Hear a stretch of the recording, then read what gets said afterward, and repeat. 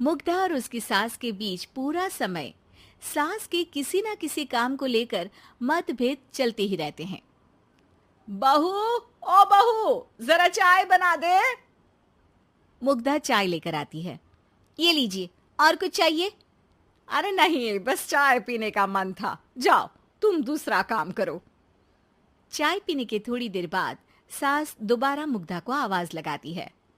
अरे बहू रे, आओ बहू, जरा हलवा तो बना दे, मीठा खाने को मन हो रहा है।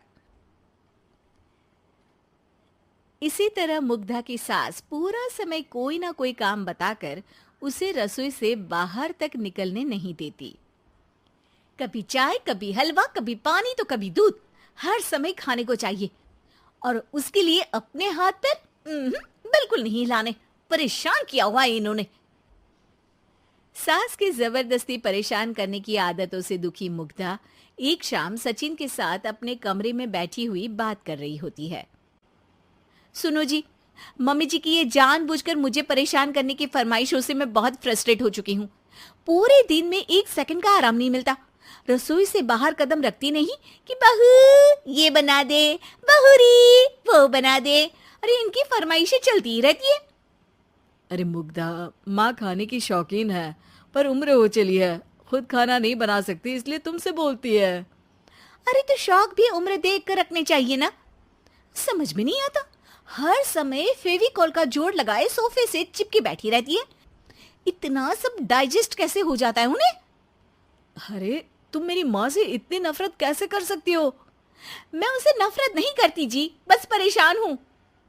जहां मुग्धा अपने पति से ये सब बोल रही होती है, वहीं उसकी सास भी कमरे के बाहर दरवाजे से कान लगाए सारी बातें सुन रही होती है और अगली दोपहर रसोई में मुग्धा के पास जाती है। बहू, आज ना मेरा कुछ मसालेदार खाने का मन है। तो चाय बना दूं? मुझे बहुत पसंद है। अरे ना, ऐसा कर लिट्टी चोखा बना ले। और हाँ, जितना मसाला बातों में मिलाकर पति को सुनाती हो ना, सब्जी में भी वैसे ही डाला करो, खाना स्वादिष्ट बनेगा। सास की बात सुनकर मुग्धा हैरान रह जाती है। मतलब अब पूरा समय मुझ पर हुक्म चलाने के साथ बंद कमरे में हुई पति पत्नी की बीच की बातें भी सुनती है? अरे बात जब मेरी थी तो सुनने में क्या दिक्कत है? ये कहकर सास वहां से चली जाती है। अरे अब तो हद पार हो गई। इस तरह से तो ये मेरा जीना मुश्किल कर देंगी।